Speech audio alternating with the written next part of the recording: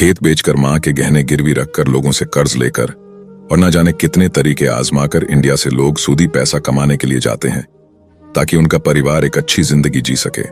लेकिन कई बार सूदी में लोगों के साथ ऐसा धोखा हो जाता है कि उनका सफर एक दर्दनाक कहानी बन जाता है। और ऐसी ही एक दर्दनाक कहानी है फिल्म द गॉट लाइफ की, जिसे आज मैं एक्सप्लेन करने वाला हूं। दोस्तों, आप इस चैनल पर नए हो तो चैनल को सब्सक्राइब और वीडियो को लाइक जरूर कर देना। नजीब और हकीम दोनों के सऊदी एयरपोर्ट पर उतरने के साथ ही इस कहानी की शुरुआत हो जाती है। दलाल ने दोनों को एक कंपनी में एक हेल्पर का काम करने के लिए भेजा था। एयरपोर्ट पर दोनों अपने कफील का इंतजार करते हैं, लेकिन इन्हें कोई लेने नहीं आता। दोनों कुछ लोगों से पूछने की कोशिश करते हैं, लेकिन प्रॉब्लम यह है कि दोनों हिंदी के अलावा ना तो कोई भाषा बोल सकते थे और ना ही समझ सकते थे। खैर, किसी तरह से ये दोनों एयरपोर्ट पर काम करने वाले एक आदमी से हेल्प मांगते हैं। दलाल ने इन्हें कंपनी की ऑफिस का नंबर दिया था। वो आदमी पब्लिक फोन से कॉल करता है, लेकिन कोई फोन नहीं उठाता। तो तुम दोनों इंतजार करो, कोई ना कोई तुम्हें लेने आ जाएगा। काफी देर तक इंतजार करने के बाद एक अरबी इनके पास आता है। वो पहले से ही काफी गुस्से में था और अरबी में उन दोनों से कुछ बातें कहता है जो इन्हें समझ में नहीं आती, लेकिन इन दोनों को लगता है कि शायद यही हमारा कफील होगा। फिर वो अरबी अंदर चला जाता है और थोड़ी देर बाद बाहर आता है, और इस बार आते ही वो अरबी इन दोनों से इनका पासपोर्ट और वीजा कॉपी ले लेता है और इन्हें अपनी खटारा गाड़ी में बैठने के लिए कहता है। नजीब को प्यास लगी थी। वो अरबी से पानी मांगता है, लेकिन अरबी को इनकी भाषा समझ में नहीं आती और वह अरबी में इनसे कहता है कि देखो, तुम ऐसे बड़बड़ाना बंद करो और चुपचाप गाड़ी में बैठ जाओ। और ये दोनों गाड़ी में बैठ जाते हैं। रास्ते में हकीम कहता है कि हमें घर पर फोन करके बता देना चाहिए कि हम पहुंच चुके हैं, नहीं तो अम्मी परेशान होंगी। वो अरबी से किसी टेलीफोन बूथ पर गाड़ी रोकने के लिए कहता है, लेकिन अरबी उल्टा इन्हें डांट कर चुपचाप बैठे रहने के लिए कहता है।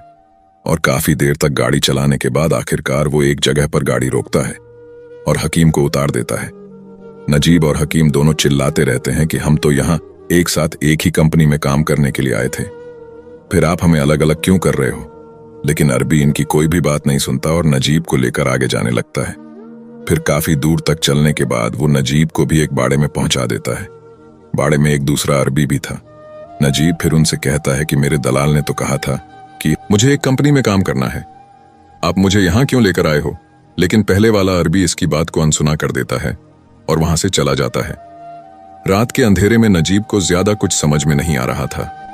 तब नजीब एक बूढ़े आदमी को देखता है जो पिछले कुछ सालों से इस बाड़े में काम कर रहा था। नजीब उसके पास जाकर बात करने की कोशिश करता है।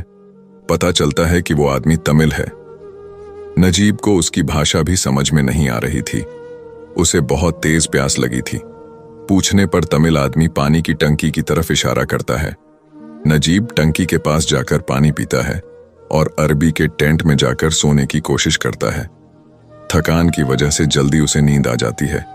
इसी के साथ हम सऊदी आने से पहले नजीब की लाइफ को देखते हैं।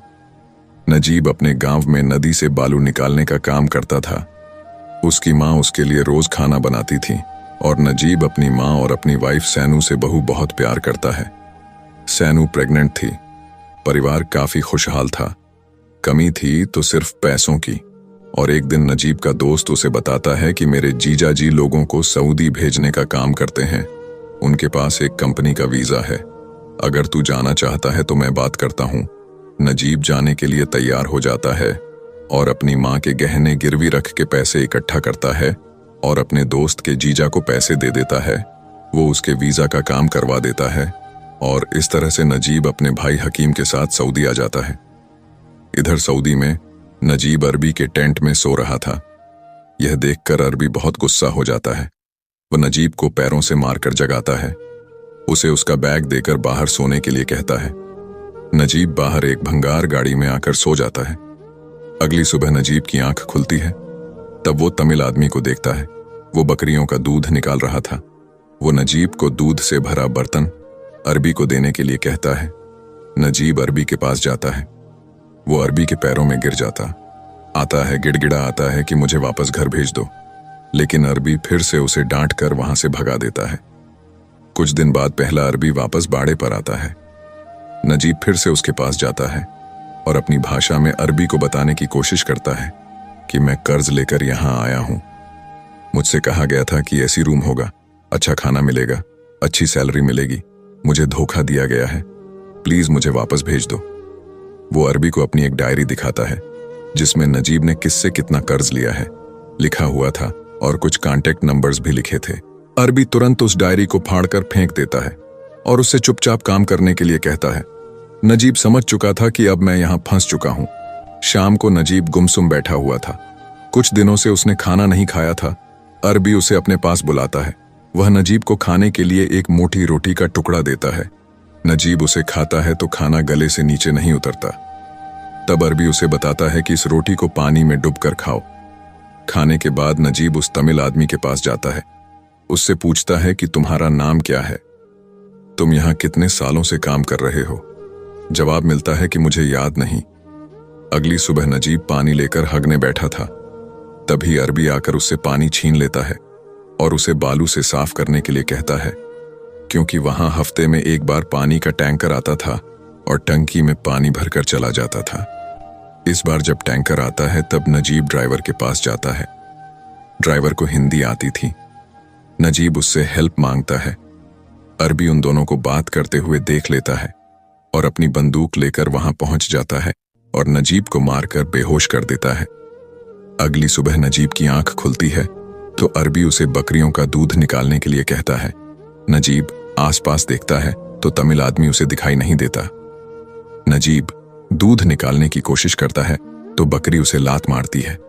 खैर, धीरे धीरे नजीब दूध निकालना सीख जाता है।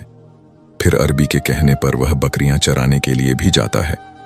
सारी बकरियां इधर उधर भाग रही थीं। कई दिनों की मुश्किलों के बाद धीरे धीरे वह बकरियां चराना सीख जाता है। ना जाने कितने महीने बीत जाते हैं। नजीब के चेहरे पर बड़ी बड़ी दाढ़ियां आ जाती हैं। आईने में वो अपनी शक्ल भी पहचान नहीं पाता। और एक दिन ऊंट चराते हुए नजीब को आसमान में कुछ गिद्ध दिखाई देते हैं। नजीब उनके पीछे पीछे जाता है तो देखता है कि वो गिद्ध तमिल आदमी की लाश को नोच खा रहे हैं। यह नजारा काफी डरावना था। नजीब को समझ में आ जाता है कि अगर मैं यहां रुका तो इसकी तरह मर जाऊंगा। अगले दिन नजीब बकरियां चराने जाता है तो सही मौका देखकर भागने की कोशिश करता है। तभी अरबी अपने ऊंट पर बैठकर उसके पीछे पीछे आ जाता है और मार मार कर उसे लंगड़ा बना देता है। नजीब अब बुरी तरह से डर चुका था, हिम्मत हार चुका था। महीनों बाद एक दिन वह बकरी चरा रहा था। तभी बारिश होने लगती है।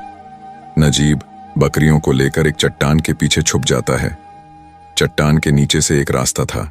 नजीब उस रास्ते से चट्टान के दूसरी तरफ जाता है। वहां भी एक और आदमी बकरी चरा रहा था। नजीब उसके पास जाता है। वह कोई और नहीं, नजीब का भाई हकीम था। ना जाने कितने महीनों या सालों के बाद दोनों एक दूसरे को देखते हैं तो गले लगा लेते हैं। हकीम बताता है कि कुछ दिनों पहले ही मेरा कफील मुझे पुराने बाड़े से यहां लेकर आया है। लेकिन तभी हकीम का अरबी नीचे बकरियों के पास पहुंच जाता है। उसे देखते ही हकीम अपने बकरियों के पास जाने लगता है, क्योंकि दोनों को पता था कि अगर अरबी ने उन्हें साथ में देख लिया तो बहुत मारेगा और फिर से दूर दूर कर देगा। कुछ दिनों बाद हकीम एक अफ्रीकन साथी के साथ आता है। वो नजीब को बताता है कि इस आदमी का नाम कादिरी है और यह भागने में हमारी मदद करेगा। कादिरी पहले भी उस इलाके में काम कर चुका था, उसे रास्ता मालूम था। कादिरी उन्हें बताता है कि कुछ दिन बाद कफील के बेटी की शादी है। उस दिन बाड़े पर रखवाली करने वाला भी कोई नहीं होगा और उस दिन हम लोग यहां से भाग जाएंगे। शादी की सुबह बाड़े से सभी अरबी चले जाते हैं। उनके जाते ही नजीब को आजादी मिल जाती है। वह अपने सारे कपड़े उतार देता है, पानी की टंकी के पास जाता है, नहाता है और अपने कपड़े पहनता है जिसे आज तक उसने संभाल कर रखा था। तभी हकीम और कादरी वहां आ जाते हैं और तीनों आजादी की उम्मीद लेकर सफर पर निकल जाते हैं, बिना इस बात की परवाह किए कि उनका यह सफर कितना मुश्किल होगा। सुनसान बेजान रेगिस्तान में उन्हें दूर दूर तक कोई नजर नहीं आता। चलते चलते रात हो जाती है। अगली सुबह आंख खुलते ही ये लोग फिर से चलना शुरू करते हैं। प्यास से इनका गला सूखने लगता है। हकीम को थोड़ी दूर पर पानी दिखाई देता है। वह दौड़कर जाता है तो पता चलता है कि वह धूप में चमकती हुई रेत को पानी समझ रहा था। पानी तो नहीं था, लेकिन वहां पानी ना मिलने की वजह से एक ऊंट मरा पड़ा था। खैर, ये लोग कुछ दिनों तक चलते रहते हैं, लेकिन अब वो रास्ता भटक जाते हैं। वो बस सूरज की दिशा में चलते जा रहे थे। धूप और प्यास की वजह से उनकी हालत खराब हो जाती है और प्यास की वजह से तड़पते हुए हकीम की मौत हो जाती है। नजीब अपनी आंखों के सामने अपने भाई को तड़पता हुआ मरता हुआ देखता है, लेकिन कुछ कर नहीं पाता। कादरी उसे हिम्मत दिलाता है और समझाता है कि जब तक हमारी सांसें चल रही हैं, हमें चलते रहना होगा। रेतीले तूफानों और धूप का सामना करते हुए वह आगे बढ़ते हैं और आखिरकार रेगिस्तान के बीच उन्हें एक जगह पर पानी दिखाई देता है।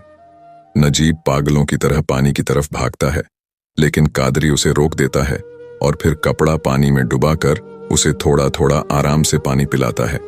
कादरी को पास में ही एक बोतल मिल जाती है। वो दोनों कुछ देर तक वहां आराम करते हैं, फिर बोतल में पानी लेकर आगे बढ़ जाते हैं। रात बिताने के लिए दोनों एक जगह पर रुकते हैं और अगली सुबह जब नजीब की आंख खुलती है तो कादरी कहीं भी नजर नहीं आता। वो गायब हो चुका था। आज नजीब अकेले ही आगे बढ़ता है और आखिरकार बहुत बुरी कंडीशन में वो पक्की सड़क पर पहुंच जाता है। उसकी हालत बहुत खराब थी। कई सारी गाड़ियां वहां से गुजरती हैं, लेकिन कोई भी नजीब के लिए नहीं रुकता। तब एक भला अरबी जो उस रास्ते से गुजर रहा था, वो नजीब की मदद करता है। उसे अपनी गाड़ी में बिठा है, पीने के लिए पानी देता है और फिर नजीब को शहर में लाकर छोड़ देता है। इधर उधर भटकते हुए नजीब एक होटल के सामने बेहोश हो जाता है। उस होटल में कुछ इंडियन सोशल वर्कर्स काम करते थे। वो नजीब को लेकर जाते हैं, उसके जख्मों का इलाज करते हैं। ये लोग धोखा देकर ऐसे ही सऊदी भेजे गए भारतीयों की हमेशा मदद करते थे। नजीब उन्हें अपने घर का एड्रेस दे देता है। वो भारत में नजीब के घर का पता लगा लेते हैं और यह आदमी फोन पर नजीब और उसकी फैमिली से बात करवाता है। सऊदी आने से पहले नजीब की वाइफ प्रेग्नेंट थी। वो नजीब को बताती है कि आपका बेटा अब 4 साल का हो गया है, आप जल्दी से घर वापस आ जाइए।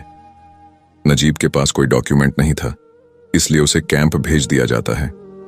कैंप में बहुत सारे लोग थे जो नजीब की तरह काम छोड़कर भागकर कैंप में आए थे। कैंप में हर रोज कई सारे कफील आते हैं और अपने अपने नौकरों को लेकर चले जाते हैं। बाकी के लोग दुआ करते हैं कि उनका पेपर बनने से पहले कहीं उनका कफील ना आ जाए। और एक दिन नजीब को लेकर जाने वाला अरबी भी कैंप में आता है। वो नजीब को देखते ही पहचान जाता है और अरबी में कहता है कि तू काम छोड़कर भाग आया। शुक्र मना कि मैं तेरा ओरिजिनल कफील नहीं हूं, नहीं तो इस बार ले जाकर मैं तुझे मार डालता। दरअसल इस अरबी ने उन दोनों को एयरपोर्ट पर परेशान देखकर उनका फायदा उठाया था। खैर 3 महीने बाद नजीब का पेपर वर्क कंप्लीट हो जाता है और उसे इंडिया वापस भेज दिया जाता है। नजीब की तरह न जाने कितने लोग अच्छी कमाई, आरामदायक जिंदगी का सपना लेकर सऊदी जाते हैं, लेकिन धोखाधड़ी का शिकार हो जाते हैं।